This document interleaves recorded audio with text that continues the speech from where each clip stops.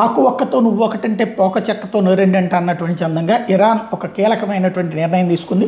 Europe దేశాలకు చెందినటువంటి మిలిటరీలని ఉగ్రవాద గ్రూపులకు, ఎందుకంటే ఐఆర్జీస్ ఇరాన్ రెవల్యూషనరీ గార్డ్ కార్ప్స్ ఏవైతే ఉన్నారో వాళ్ళందరినీ కూడా తీవ్రవాదులుగా అటు యూరోపియన్ యూనియన్తో పాటుగా వివిధ దేశాలు ప్రకటించినటువంటి నేపథ్యంలో వాళ్ళందరికీ ఇప్పుడు రివర్స్ చేస్తూ ఇరాన్ కీలక నిర్ణయం తీసుకుంది. వాళ్ళ పార్లమెంట్లో పెట్టింది. యూరప్ దేశాల మిలిటరీ అందరూ వీళ్ళ దృష్టిలో ఉగ్రవాదులు అంట. అంటే ఇరాన్ సైన్యం వాళ్ళ దృష్టిలో ఉగ్రవాదులు అయితే ఆయా దేశాల సైన్యం వీళ్ళ దృష్టిలో ఉగ్రవాదులట. స్పీకర్ మొహమ్మద్ బాగర్ ఈ విషయాన్ని అధికారికంగా చెప్పుకొచ్చారు. ఆ దేశంలో కీలకమైనటువంటి ఇరాన్ రెవల్యూషనరీ గార్డ్ని EU ఉగ్రవాద సంస్థగా ప్రకటించిన నేపథ్యంలోనే ఇది చేశారన్నటువంటి ప్రపంచం మొత్తానికి అర్థమవుతుంది. కాకపోతే వాళ్ళైతే కనుక వీళ్ళు వెళ్తే పట్టుకుంటారు. కాకపోతే వాళ్ళని వీళ్ళు వెళ్ళి వాళ్ళని ఏమైనా చేయగలుగుతారా, అదే $1 మిలియన్ ప్రశ్న.